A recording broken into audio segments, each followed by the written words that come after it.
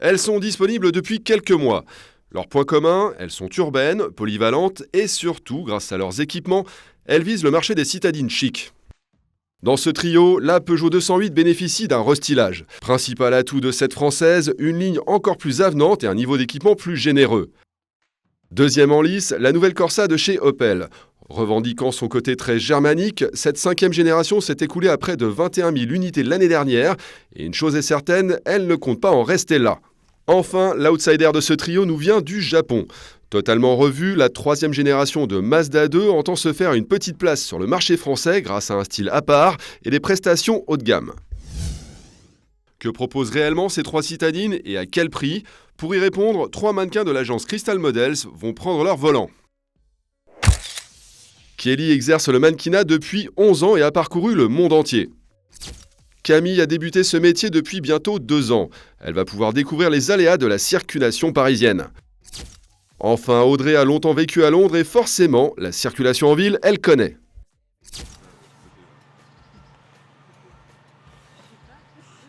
Kelly a opté pour la Peugeot 208. Ce qui me tape à l'œil, c'est la peinture mate comme ça, j'aime beaucoup. J'aime beaucoup le côté chromé ici, c'est assez chic et passe-partout à la fois. Camille a choisi la nouvelle Opel Corsa. Esthétiquement déjà, elle est quand même plutôt jolie. Niveau couleur, c'est vrai que c'est assez spécial, mais du coup je la trouve assez pétillante. Enfin, Audrey s'est tournée vers le charme de la nouvelle Mazda 2. Je l'ai choisie quand même principalement pour le côté sport. Je la trouve vraiment très originale pour une citadine. Elle est aussi très classe. Pour la vie à bord, ces 3 voitures affichent chacune un caractère très différent. Je suis très bien installée. Ici, il y a des sièges baquets. Ça donne un côté sportif. Ce qui m'étonne, c'est la taille du volant. On se croirait un petit peu dans un kart, mais bon, après, je pense qu'on s'y habitue, à mon avis. Ça m'a l'air pas mal. Elle a l'air d'être assez bien équipée. Les sièges sont confortables.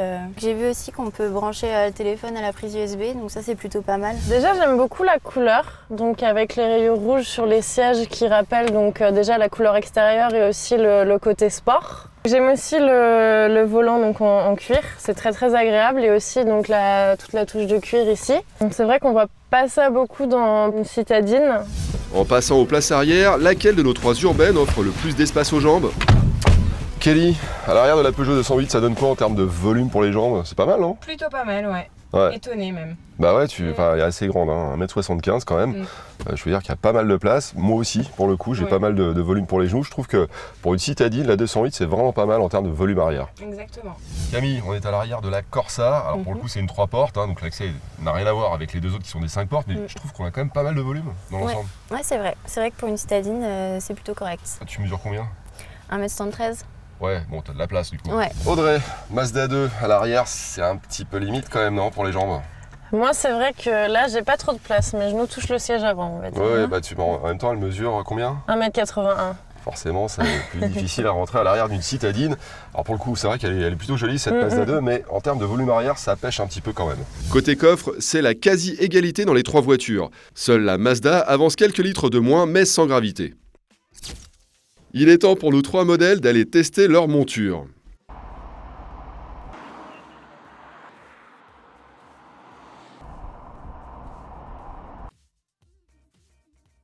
Alors, je trouve ça plutôt pas mal. On s'habitue très vite à ce petit volant. En tout cas, on a une belle visibilité. Ah oui. Toit panoramique. Alors ça, c'est le top du top.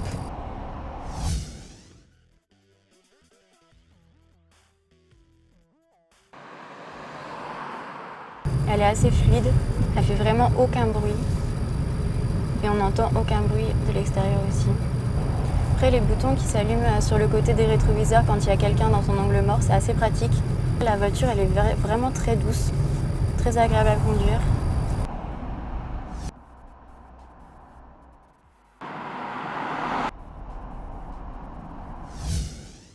Alors je viens de laisser des gens traverser la route et ils se sont arrêtés pour me dire que j'avais une très belle voiture.